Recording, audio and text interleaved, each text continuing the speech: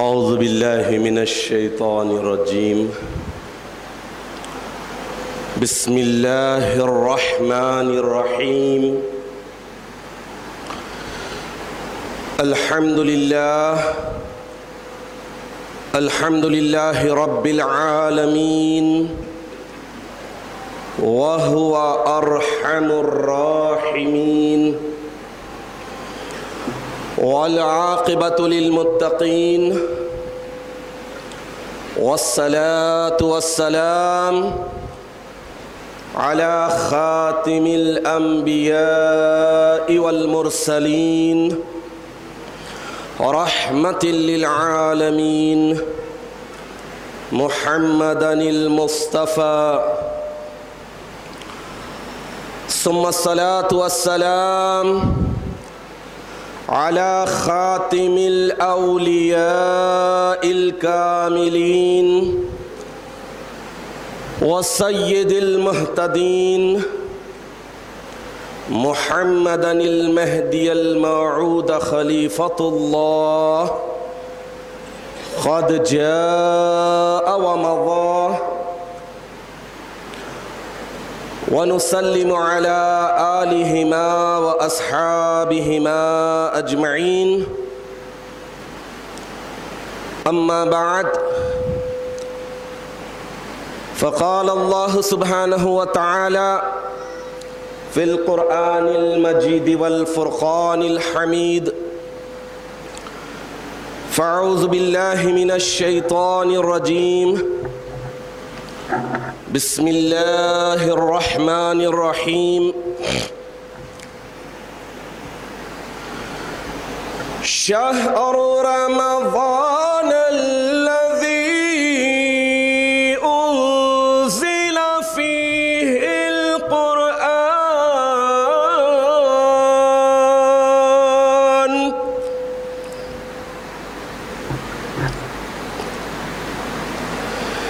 فیہ القرآن ہدی للناس وبینات من الہدی والفرقان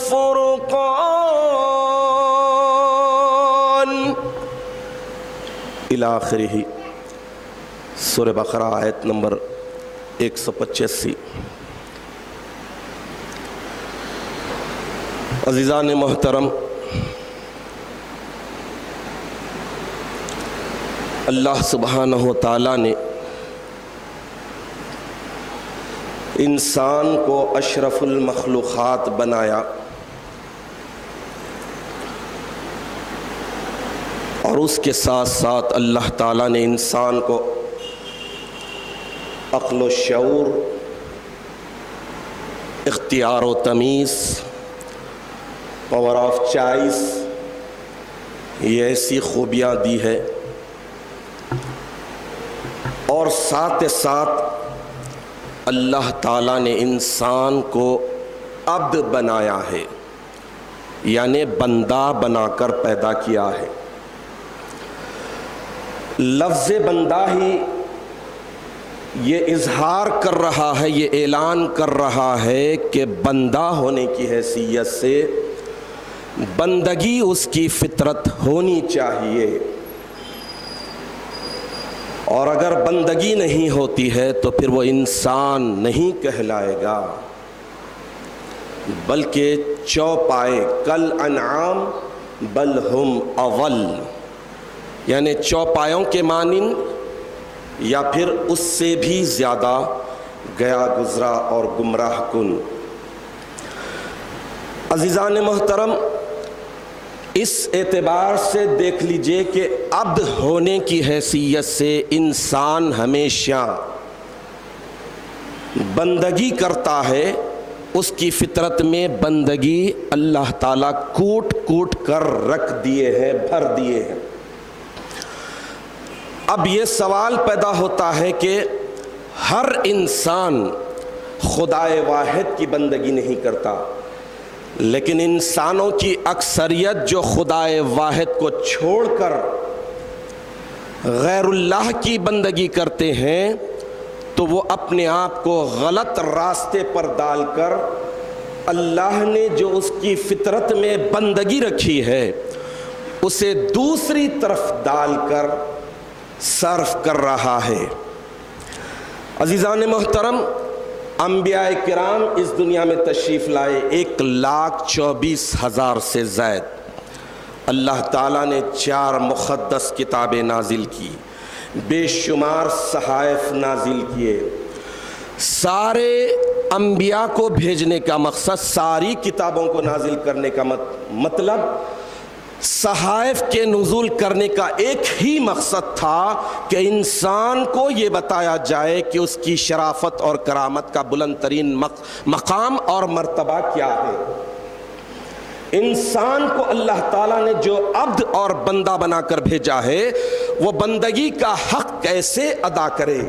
آدم علیہ الصلاۃ والتسلیم سے لے کر خاتم النبیین محمد عربی صلی اللہ تعالی علیہ وسلم نے سارے بندوں کو ایک ہی پیغام دیا، لا الہ الا اللہ، معبود عبادت کے لائق، بندگی کے لائق، پرستش کے قابل، پوجا کے لائق ایک ہی ذات ہے، وہ ہے صرف اللہ۔ صرف اللہ کی عبادت اور بندگی کرو۔ تو انسانوں میں سے تھوڑے انسان دعوت و تبلیغ کو قبول کیے، اپنی فطرت کے مطابق بندگی کا حق ادا کرنے کی سعادت حاصل کی، اور انسانوں کی اکثریت ہمیشہ گمراہ رہی اور قیامت تک اکثریت گمراہ رہتی ہے۔ حاضرین محترم، یوں سمجھ لیجئے کہ اللہ سبحانہ و تعالیٰ انسان کو صرف پیدا کیا ہے بندگی کے لیے، عبادت کے لیے، اور نزول قرآن کو نازل کرنے کا منشا مقصد بھی یہی ہے کہ انسان بندگی کے اس معیار کو پالے، اس بلند کردار کو اپنا لے جس کی وجہ سے بندہ، عبد، معبود سے جا ملے، معبود کو دیکھنے کے قابل ہو جائے، معبود کا قرب حاصل کرے، معبود کی خوشنودی کو حاصل کر لے۔ قرآن عظیم کے نزول کا بھی یہی مقصد ہے۔ رمضان المبارک وہ مقدس مہینہ ہے۔ میں نے آپ کے سامنے سورہ بقرہ کی آیت نمبر 185 کی تلاوت کا شرف حاصل کیا، جس میں اللہ سبحانہ و تعالیٰ رمضان المبارک کی فضیلت اور اہمیت و عظمت کو بیان کرتے ہوئے ارشاد فرما رہے ہیں کہ شہر رمضان الذی، رمضان وہ مہینہ ہے انزل فیہ القرآن، جس میں اللہ سبحانہ و تعالیٰ نے قرآن کو نازل کیا، قرآن کو اتارا، کس کے لیے؟ ہدایت کے لیے، ہدی للناس، لوگوں کی ہدایت کے لیے، وبینات، اور کھلم کھلا نشانیاں، معجزات، باتیں، حکمتیں، حکایتیں، قصے، سب کھلم کھلا ہے۔ والفرقان، حق باطل میں، اپنے پرائے میں، دوست دشمن میں، سفید اور کالے میں فرق کرنے والا یہ قرآن عظیم انسان کو بتا رہا ہے کہ انسان کو اللہ تعالیٰ عبد بنا کر بھیجا ہے، اپنی فطری صلاحیتوں کو روبکار لاتے ہوئے عبادت اور بندگی بجا لا، نہ کہ یہ کہ غیر فطری اعمال اور افعال کو اختیار کر کے غیر انسانی حرکتیں کرتے ہوئے حیوانیت کو اختیار کر لے۔ عزیزان محترم، رمضان یہ ورڈ عربی، رمضا یرمزو، اس کے معنی ہے سخت پتھر، گرم زمین اور جلانے والا۔ لغت کے اعتبار سے اگر صرف معنی کے اعتبار سے ہم دیکھتے ہیں تو رمضان المبارک جلانے والا، یعنی آپ دیکھ لیجئے کہ گولڈ، سونا آپ کے ہمارے ہاتھ میں آتا ہے جلنے کے بعد، اس کا پورا ویسٹیج نکلنے کے بعد چمک دھمک کے ساتھ سامنے آتا ہے۔ ویسے ہی پٹرول کو لے لیجئے، مختلف آئل لے لیجئے، وہ سب جلنے کے بعد آتے ہیں۔ تو رمضان کے معنی لغت میں یہ بتائے گئے ہیں کہ جلانے والا، یعنی یہ ایک ایسی بھٹی ہے، رمضان المبارک ایک ایسی بھٹی ہے، آدمی عبدیت اور بندگی کے سانچے میں اپنے آپ کو ڈھال کر اس بھٹی میں رکھتا ہے تو اس سے میل کچیل گناہ معصیت خطا قصور سب چھٹ جاتے ہیں اور وہ نکھر کر واقعی بندہ اور انسان بن جاتا ہے۔ ایک اور لغت میں معنی رمضان کے آئے ہیں، بڑے پیارے معنی ہیں۔ پھول کی پنتیوں کو، پھول کو دو پتھروں کے درمیان رکھ کر کاٹنا، پھول کو دو پتھروں کے درمیان رکھ کر کوٹنا، دو پتھروں کے درمیان رکھے کوٹے تاکہ وہ باریک ہو جائے۔ تو رمضان المبارک کا یہ مقدس مہینہ انسان کو بتا رہا ہے کہ اللہ نے جسم بھی دیا، روح بھی، جسم کے بھی تقاضے ہیں، روح کے بھی تقاضے ہیں، دونوں کو ملاؤ، دونوں کے تقاضوں کو اللہ نے جو اسلامی احکامات کے تحت بتایا کہ جسم کو کس حد تک پرورش دے، روح کو کتنی افزائش دے، کتنی ترقی دے، کتنا ڈیولپ کرے، ان دونوں چیزوں کو ملانے کے بعد انسان نکھر کر آتا ہے، فرشتہ بن جاتا ہے، عبد بن جاتا ہے۔ تو رمضان المبارک کا یہ مقدس مہینہ مسلمانوں کے لیے اللہ سبحانہ و تعالیٰ کی طرف سے بہت بڑا انعام ہے، احسان ہے، تحفہ ہے، ایسا گاڈ گفٹ ہے۔ آپ یقین جانیے کہ سنجیدگی کے ساتھ اگر ایک بندہ غور کرتا ہے کہ رمضان المبارک کا یہ شارٹ پیریڈ، مختصر عرصہ زندگی کے حساب سے کیلکولیٹ کرتے ہیں تو پتہ نہیں اس کا پرسنٹیج کیا ہوتا ہے۔ 80 برس کی عمر کو اگر ہم ایوریج قرار دے کر 70 برس کی عمر کو ایوریج قرار دیتے ہیں تو 70 برس میں 10 سال تو بچپن کے نکال دیجئے، 10 برس ضعیفی کے نکال دیجئے جہاں پر مختلف بیماریوں کی وجہ سے روزہ نہیں رکھا جاتا۔ رمضان المبارک کے فیوز و برکات عام حساب سے بات کر رہا ہوں، ورنہ شوگر تو آج، بی پی، ہارٹ وغیرہ کا پرابلم تو آج 40 45 50 میں ہی لگ جا رہا ہے، اور یہ ایک ایسا ماخول عذر بن رہا ہے کہ آسانی کے ساتھ قرآن کا سہارا لیتے ہوئے رمضان المبارک کی عظیم عبادت روزے کو چھوڑ دے رہے ہیں۔ پاکٹ منی بہت زیادہ ہے، ایک مسکین کو 2 وقت کا کھانا کھلا دے رہے ہیں، 5000 ہوتے ہیں تو 10,000 دے دے رہے ہیں، چھٹکارا حاصل کر رہے ہیں۔ حدیث شریف میں یہ آیا ہے کہ رمضان المبارک کا ایک روزہ بلا عذر شرعی چھوڑ دیتے ہیں، اس کے بعد ساری عمر روزے کی حالت سے رہتے ہیں تو وہ ایک روزے کا بدل ہرگز نہیں ہو سکتا۔ اتنا عظیم مہینہ تو کیلکولیٹ کیا جا رہا حتیٰ عمر کا، 10 سال بچپن کے نکلے، 10 سال اس بچپن کے نکلے جو ضعیفی کا ہوتا ہے، دونوں 10 نکل گئے، 70 کا آنکڑا پکڑ لیجئے، 70 میں سے 10 20 نکل گئے، 50 بچے، 50 میں بہت سارے کام کرنے تھے، پڑھنا بھی تھا، ایجوکیشن بھی تھا، میرج شادی بھی تھی، بچے بھی تھے، بچوں کا فیوچر بھی تھا، مختلف مرحلے تھے، وہ سارے مرحلوں کو طے کرنے پا رہے تھے، ابھی اور بہت سارے مرحلے سامنے تھے۔ موت نے آ کے پریشان کر دیا، اچھے سو رہے تھے ہم، موت نے آ کر پریشان کر دیا، یہ صورتحال ہو جاتی ہے۔ تو اب آپ بتائیے کہ اس مختصر عرصے میں، مختصر وقت میں اللہ تعالیٰ نے بندوں پر مہربان ہو کر بندگی کے حق کو ادا کرنے کے لیے بتا دیا کہ رمضان المبارک کا یہ مقدس مہینہ 29 یا 30 دن کو تم اخلاص کے ساتھ، ایمان کے ساتھ، احتساب کے ساتھ گزار لو تو اللہ سبحانہ و تعالیٰ تمہیں اتنی صلاحیت، تم میں اتنی کیپیسٹی، اتنی طاقت اور اتنی قوت دے دے گا کہ بقیہ دن بھی تم بندگی کے ساتھ ادا کرنے کے، گزارنے کے قابل ہو جاؤ گے۔ حاضرین محترم، رمضان المبارک اور رمضان المبارک کا روزہ یہ قدیم ترین عبادت ہے، آدم علیہ الصلوۃ والتسلیم سے شروع ہوئی ہے، کوئی یہ امت محمدیہ پر اچانک لاگو نہیں کر دی گئی، قدیم ترین عبادت ہے، پرانی عبادت ہے، جس طرح نماز قدیم ترین عبادت ہے۔ چونکہ اسلام ہی سب سے قدیم مذہب، وہی مذہب سب کے پاس آیا، سارے انبیاء اسی مذہب کو پیش کیے۔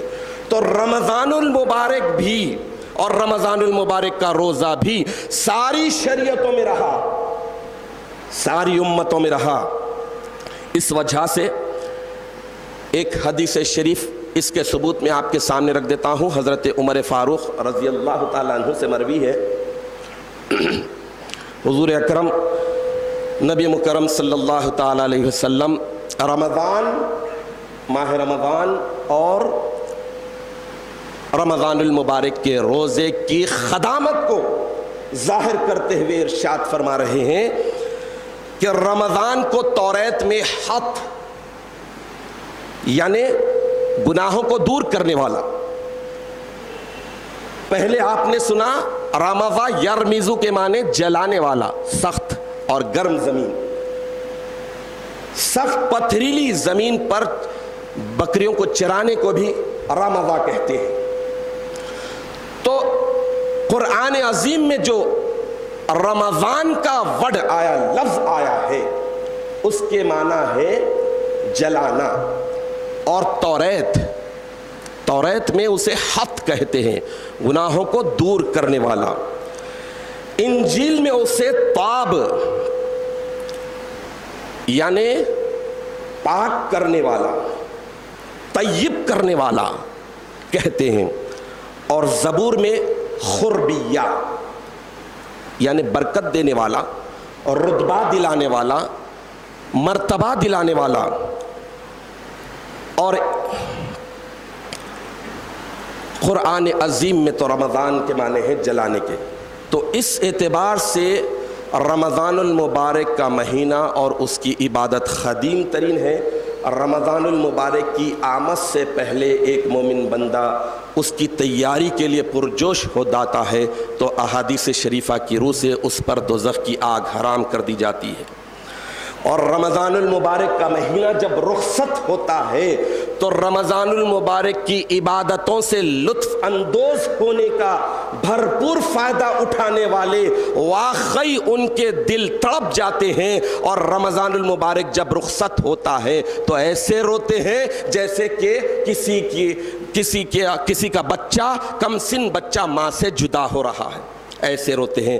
تو رمضان المبارک یہ مقدس مہینہ آ گیا، آج 5واں چھٹا دن ہے، اور رمضان المبارک کا یہ پہلا دہا خاموشی کے ساتھ دبے پاؤں گزر رہا ہے، رحمت کا دہا گزر رہا ہے، ہمیں للکار رہا ہے، متنبہ کر رہا ہے کہ دیکھو رحمت اسی کا حقدار بنتی ہے جو رحمت کے کام کرتے ہیں، زحمت سے بچتے ہیں، زحمت کے کاموں سے بچتے ہیں۔ رمضان المبارک کا روزہ کیسے رکھا جائے، آداب و شرائط کیا ہیں، اس کے قوانین کیا ہے، اس کی تفصیلات میں گئے بغیر ایک حدیث پاک آپ کے سامنے رکھنے کی سعادت حاصل کروں گا۔ یوں سمجھ لیجئے کہ ماسٹر کی آپ کے حوالے کر رہا ہوں۔ اس حدیث شریف کو اگر پیش نظر رکھتے ہیں، اس حدیث شریف کے مطابق روزہ رکھتے ہیں تو یقین جانیے کہ خدا کی قسم یہ روزہ ہمارے گناہوں کو جلانے والا ہو جائے گا، یقیناً یہ روزہ ہمیں پاک کرنے والا ہوگا، یقیناً یہ روزہ ہمیں برکت دلانے والا ہوگا، یقیناً یہ روزہ ہمیں نجات دلانے والا ہوگا۔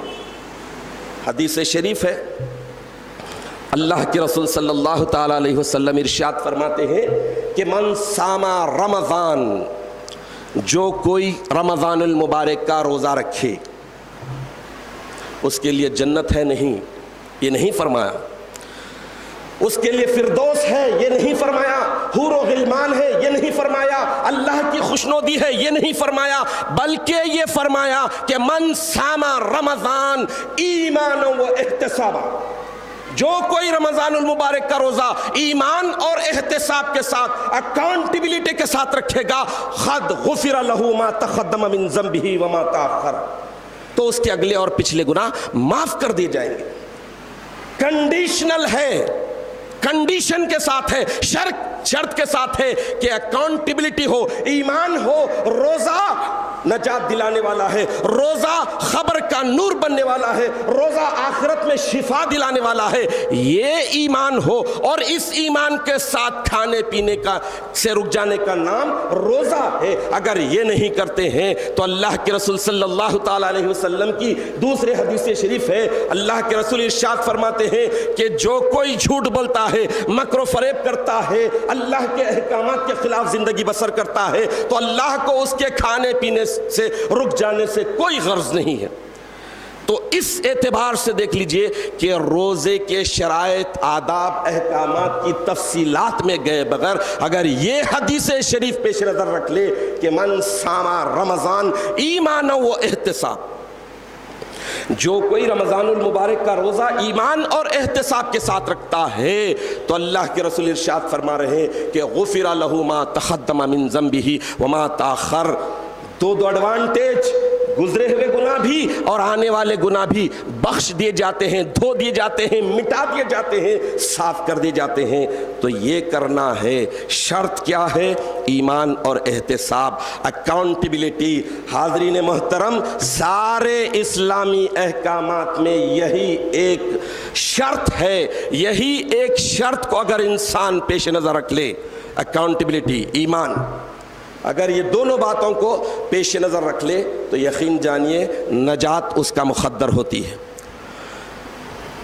محسن انسانیت ہیں، اللہ کے نبی صلی اللہ تعالی علیہ وسلم دنیا کو درس دے رہے ہیں۔ دیکھیے کیسا درس دے رہے ہیں، اکاؤنٹیبلٹی کا، ایمان کا، ایمان اور اکاؤنٹیبلٹی کا جو درس دے رہے ہیں، اپنے ہی گھر سے اپنی ہی پیاری بیٹی خاتون جنت کو مخاطب کرتے ہوئے ارشاد فرماتے ہیں، اے فاطمہ عمل کر، یہ گھمنڈ مت کر کہ تو محمد کی بیٹی ہے۔ اکاؤنٹیبلٹی تو یہ ہے، اتنی اعلیٰ درجے کی اپنے ہی گھر سے شروع ہو رہی ہے۔ فاطمہ کو متنبہ کیا جا رہا ہے جو جنت کے خواتین کی سردارن ہے، اسے کہا جا رہا ہے کہ اے فاطمہ عمل کر۔ ذرا ولایت کے دور میں آئیے، خاتم ولایت محمدیہ کو دیکھیے، علیہ الصلاۃ والتسلیم کیا ارشاد فرماتے ہیں، اکاؤنٹیبلٹی کے تعلق سے کیا فرماتے ہیں۔ ایک مومن بندے، ایک مصدق کے پاس اکاؤنٹیبلٹی کیسی ہونی چاہیے۔ مہدی موعود برحق علیہ الصلاۃ والتسلیم سے کسی عاشق نے آ کر بھیک مانگی کہ میران جی آپ کا جبہ مبارک، کرتا مبارک، لباس مبارک عطا فرمائیے، جوتیاں عطا فرمائیے۔ تو موعود علیہ الصلاۃ والتسلیم جو تابع رسول اللہ ہیں، قربان جائے، اکاؤنٹیبلٹی کے لیے کتنی بڑی بات ارشاد فرما رہے ہیں۔ مہدی موعود برحق علیہ الصلاۃ والتسلیم ارشاد فرماتے ہیں کہ بھائی لو، پہن لو، استعمال کر لو، برکت کے لیے مت رکھو۔ اگر بندے کا پوست بھی پہن لو گے، بندے کا اسکن بھی پہن لو گے تو دوزخ سے نہیں بچو گے۔ خدا کی قسم مہدی کا اسکن کا سایہ نہیں پڑتا تھا، اس ہستی کا اسکن دوزخ کی آگ کیسے بنے گا؟ لیکن مثال دے کر مہدی موعود برحق علیہ السلام ارشاد فرماتے ہیں کہ اکاؤنٹیبلٹی امپورٹنٹ ہے، عمل امپورٹنٹ ہے، یہ نہیں کہ تم میرا جوتا پہن لو۔ خدا کی قسم وہ جوتا کعبے کے پردے سے زیادہ افضل ہے، وہ لباس کعبے کے پردے سے زیادہ افضل ہے جس کو خلیفۃ اللہ نے استعمال کیا تھا۔ یقیناً پہننے کے بعد دوزخ کی آگ اس پر حرام ہو جاتی ہے، لیکن مہدی علیہ السلام یہ بتائے کہ عمل کرو، جوتیاں مت پہنو۔ لیکن آپ کو معلوم ہونا چاہیے کہ آثار مبارکہ دنیا تمام میں ہے۔ حضور پاک صلی اللہ تعالی علیہ وسلم کے منہ مبارک ہے، نالین مبارک ہے، ارے اس سے بڑھ کر کیا ثبوت ہونا؟ مکہ المکرمہ میں خدوم ابراہیم ہے، وہ خدوم ابراہیم بھی تو آثار ہے، اس کو دیکھنا بھی عبادت ہے، چومنا تو یقیناً دوزخ کی آگ کو حرام کر دیتا ہے۔ تو یہ تو خلیفۃ اللہ کے پوسٹ کی بات ہے۔ ارے وہ پوسٹ جس کو زمین نگل نہیں سکتی تھی، مہدی موعود برحق علیہ السلام نے اپنے مہدیت کی سیکنڈ لاسٹ دلیل اور معجزہ فرمایا تھا کہ بندے کا پوسٹ اگر تم پاؤ تو سمجھو کہ بندہ مہدی موعود نہیں تھا۔ اس مہدی موعود برحق علیہ السلام کے پوسٹ کو پہننے کے بعد بتائیے کہ جنت نہیں بلکہ جنت بنانے والا مل جاتا ہے۔ لیکن مہدی موعود برحق علیہ السلام عمل کی طرف راغب کیے، اکاؤنٹیبلٹی، ایمان کو ابھارا، ایمان کو جلا بخشا۔ تو یہ ہونا چاہیے۔ یہ تو مخلوق کی بات تھی۔ ملائکہ تو گناہوں سے پاک مخلوق ہوتی ہے، عبادت اور ریاضت میں لگی ہوئی ہے، اللہ کے حکم کی تابعدار ہے۔ وہ ملائکہ، پھر ان ملائکہ میں 4 افضل ملائکہ میں سے ایک حضرت اسرافیل علیہ السلام، کیا کہنے۔ لیکن دیکھیے وہاں بھی اکاؤنٹیبلٹی کتنی ہے، وہاں بھی محاسبہ، اپنی ذات کے تعلق سے فکر کتنی ہے، دیکھیے تردد کتنا ہے، پریشانی کتنی ہے۔ دیکھیے جہاں پر جنت ہی جنت دیکھنے والے ہیں، جنت بنانے والے کا قرب رکھنے والے حضرت اسرافیل علیہ السلام پریشان ہیں۔ لوح محفوظ پر لکھا پڑھا کہ ایک شخص کی 80,000 سالہ عبادت غارت کر دی اور اللہ اسے جہنم میں پہنچا دیا، جہنم میں پہنچا دے گا۔ کون دیکھ رہے ہیں؟ عام انسان نہیں، عام ملائکہ نہیں، بلکہ ملائکہ میں جو 4 ممتاز ملائکہ ہیں ان میں کی ایک ہستی حضرت اسرافیل علیہ السلام، جو اللہ کے حکم کے لیے سور لے کر کھڑے ہیں کہ کب حکم ہوتا ہے اور پھونکے۔ وہ ہستی اکاؤنٹیبلٹی میں ایسے مبتلا ہے، ایسی پریشان ہے، جب لوح محفوظ پر یہ پڑھ لیے کہ ایک شخص کی 80,000 سالہ عبادت کو اس کی منہ پر مار دیا جائے گا، تو پریشان ہوئے کہ کیا وہ شخص میں تو نہیں۔ غور طلب بات ہے، کیا وہ شخص جس کی 80,000 سالہ عبادت منہ پر مار دی جائے گی، خراب ہو جائے گی، غارت کر دی جائے گی، کیا وہ میں تو نہیں؟ زارو قطار رونے لگے، اتنا روئے کہ ان کے آنسوؤں سے پرنالے بہنے لگے۔ ملائکہ وضو کرے، اس کے بعد آ کر دیکھے حضرت اسرافیل علیہ السلام رو رہے ہیں، کانپ رہے ہیں، لرزے میں ہے، تو پوچھتے ہیں کہ اے اسرافیل آپ بتائیے کہ آپ کے رونے کا، لرزے کا ماجرا کیا ہے؟ تو وہ کہتے ہیں کہ میں نے یہ پڑھ لیا۔ سارے ملائکہ دھاڑے مار کر رو رہے ہیں کہ شاید ہم ہو۔ ہر شخص یہ سمجھ رہا ہے کہ شاید میں وہ گناہگار ہوں۔ اور پھر آپ ہم دیکھیے، صبح ہوتی ہے، شام ہوتی ہے، زندگی یوں ہی تمام ہوتی ہے۔ ایسے تو ہماری زندگی ہو گئی ہے۔ قیامت کے اس دور میں ہے کہ یتخارب الزمان، لا تقوم الساعة یتخارب حتی یتخارب الزمان۔ اللہ کے رسول ارشاد فرماتے ہیں کہ قیامت قائم نہیں ہوگی جب تک کہ زمانہ تیز گردش کے ساتھ گزرنے نہ لگے۔ وہ تو گزر رہا ہے، آپ ہم اسی پیریڈ میں ہیں، خطرناک پیریڈ میں۔ اب یہاں پر اپنا جائزہ لینا ہے۔ رسول اللہ صلی اللہ تعالی علیہ وسلم کے اس اپنی بیٹی کو دیے ہوئے حکم کو پیش نظر رکھنا ہے کہ اے فاطمہ عمل کر۔ موعود علیہ الصلوۃ والتسلیم کے اس فرمان کو پیش نظر رکھنا ہے کہ بندے کا پوست بھی پہن لو۔ تو عمل سے زندگی بنتی ہے، جنت بھی جہنم بھی۔ یہ خاکی اپنی فطرت میں نوری ہے نہ ناری۔ تو ہمیں یہاں پر ڈیسائیڈ کرنا ہے، یہاں طے کرنا ہے، اپنی پلاننگ کرنا ہے کہ ہم اپنا ریزورٹ کون سا سلیکٹ کر رہے ہیں، اپنا فارم ہاؤس کون سا چاہتے ہیں۔ کیا وہ جہاں پر آگ دہکائی جا رہی ہے، یا وہ جہاں پر اللہ کا قرب ہے، اللہ کا جوار ہے، اللہ کی رحمت ہے؟ یہ ڈیسائیڈ کرنے کی جگہ یہی ہے۔ یہ دنیا یہیں پر عمل کرنا ہے، یہاں صرف عمل عمل عمل ہے، اور آخرت میں صرف حساب حساب حساب ہے۔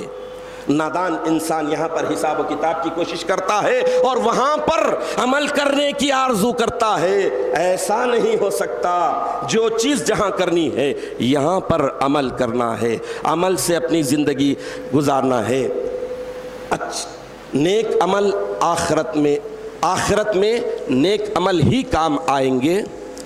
آخرت میں نیک عمل ہی کام آئیں گے. پیش ہے تجھ کو سفر, زیادہ سفر پیدا کر. سفر درپیش ہے, مسافر ہے, تو ہمیں سفر کے لیے کون کون سی چیزیں ضروری ہے وہ دیکھنا ہے. حدیث شریف میں آیا ہے کہ جب انسان کو دفنایا جاتا ہے, دفنا کر دفنانے والے اس کے عزیز اقربا دوست احباب ہٹ جاتے ہیں, 40 قدم دور جاتے ہیں, تو نئی دنیا میں پہنچ گیا. وہاں پر اس کا بایو ڈاٹا لیا جاتا ہے, پوچھا جاتا ہے, سوالات کیے جاتے ہیں, اس کا فائل لیا جاتا ہے, دیکھا جاتا ہے کہ یہ کہاں کا ہے, کدھر کا ہے, نیشنلٹی کیا ہے, mother name, father name, date of birth, date of death, یہ ساری چیزیں دیکھ کے فرشتے دیکھتے ہیں. اس نئی دنیا میں جانے کے بعد انسان حیران اور پریشان ہوتا ہے. اچانک کے سوالات, اچانک کے نئے چہرے, پریشانی ہے.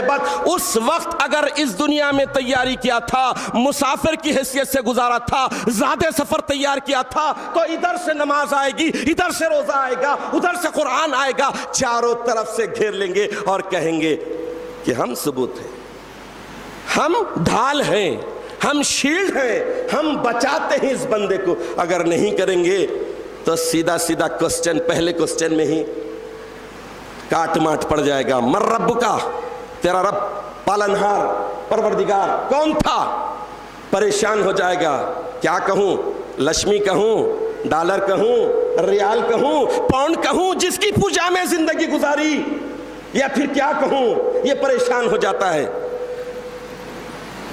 تو اس طرح یہ رمضان المبارک کا مقدس مہینہ, اس کی عبادتیں یوں سمجھ لیجئے کہ ٹرین کر رہی ہیں. ٹرینڈ ہونے کے بعد انسان کو اس ٹریننگ کو باقی اور برقرار رہتے ہوئے, اللہ کے فضل کے طلبگار بنتے ہوئے, اللہ کی توفیق کے طلبگار بنتے ہوئے اچھی پوسٹنگ کی آرزو میں گزارنا چاہیے کہ اچھا پوسٹ ملے گا. میں وہ پریکٹس نہیں کیا لیکن پوسٹ اچھا ملے گا, تو عمل اچھا ہو تو پھر یقیناً ہوگا. حدیث شریف میں آیا ہے کہ عقل مند سمجھدار عقل مند انسان وہ ہے جو اپنا محاسبہ کرے, اکاؤنٹیبلٹی سے کام لے اور آخرت کی تیاری کی کوشش کرے. ناسمجھ بے وقوف, جسے وقوف نہیں, وہ انسان ہے جو اللہ تعالیٰ کے احکامات کی خلاف ورزی میں زندگی بسر کرے, پھر بھی اللہ تعالیٰ سے غفور رحیم ستار مانتے ہوئے زندگی گزارے, بڑے بڑے آرزو ارمانہ اس سے وابستہ کرے کہ وہ تو بخش دے گا, 70 ماہوں کی ممتا رکھنے والا ہے, بخش دے گا. ایسا نہیں ہوتا. رتی برابر, بال برابر, دھاگا برابر بھی اللہ تعالیٰ ظلم نہیں کرتے, انصاف سے. ٹٹ فار ٹیٹ, کما تدینو تو دینو, جیسا کرو گے ویسا بھرو گے. جیسا یہاں پر بوئے, چاول کا بیج بوئے چاول اگے گا. نیم کے درخت پر انگور کبھی نہیں لگتا, نیم کے درخت پر نیم ہی لگتا ہے, انگور بیل پر لگتے ہیں. تو ویسے ہی انسان اگر یہاں پر نیکیاں بوئے گا, رزلٹ وہاں پر آخرت. یہاں پر صرف انویسٹ کرنا ہے, انویسٹ کرتے جانا ہے, انویسٹ کرتے جانا ہے. اس کے بعد اللہ سے فضل کی دعا کرنا, مالک مرک لگ گیا, ابھی تک بارش نہیں, بارش برسا, اور اس کے بعد اناج اگائے کھائے. تو یہ یہاں پر یہ دنیا کی زندگی, جیسا کہ حدیث شریف میں بھی آیا ہے کہ الدنیا مزرعۃ الآخرہ. اتنی پیاری بات کہی گئی ہے کہ دنیا مزرعۃ الآخرہ, آخرت کی کھیتی باڑی ہے. یہاں جیسا بوئیں گے وہاں ویسا کاٹیں گے. یہاں پر صرف کاٹے کاٹے کاٹے بچھے تھے تو پھر وہاں پر پھول نہیں ملیں گے. یہاں جیسا کریں گے, یہاں نیک عمل تو وہاں پر نیک نتیجہ. یہاں بدعمل تو وہاں پر برا نتیجہ. تو اس کے لیے رمضان المبارک کے مہینے میں ایمان اور احتساب کے ساتھ، اکاؤنٹیبلٹی کے ساتھ اپنے گھر والوں کا جائزہ لے. ایک چھوٹی نیکی کو بھی اختیار کرنے میں کاہلی اور سستی نہیں کرنی چاہیے، اور ایک چھوٹے سے گناہ کو بھی چھوڑنے میں دیری نہیں کرنی چاہیے. جتنا ہو سکے اپنے آپ کو پاک کرے، بھٹی میں ڈالے، معرفت کی بھٹی میں، محبت الہی کی بھٹی میں، عشق خاتمین کی بھٹی میں ڈالے، اور اپنے میل کچیل کو پاک کرنے کی کوشش کرے، اپنی گندگیوں کو دور کرنے کی کوشش کریں. کیونکہ رمضان کے معنی ہی یہی ہے، دور کرنا، پاک کرنا، مرتبہ پانا، برکت حاصل کرنا، پاکیزہ ہو جانا، پاکیزگی کو اختیار کرنا. تو ہم اللہ تعالیٰ سے دعا کرتے ہیں کہ الہ العالمین تو اپنے فضل و کرم سے ہمیں اور ہمارے گھر والوں کو اس بات کی توفیق صلاحیت عطا فرما کہ رمضان المبارک کے تمام فیوز و برکات کو کما حقہ حاصل کر سکے، خرافات سے، بدعات سے، گناہوں سے، خطا قصور سے محفوظ رہتے ہوئے اس راہ پر چلے جو صراط مستقیم ہے. اور عبادت میں، بندگی میں جو چیز گندگی پیدا کرنے والی ہوتی ہے، ملاوٹ پیدا کرنے والی ہے، ان ساری چیزوں سے بچے رہنے کی ہمیں اور ہمارے سارے گھر والوں کو بچے رہنے کی توفیق عطا فرمائے. آمین یا رب العالمین. وآخر دعوانا ان الحمد للہ رب العالمین.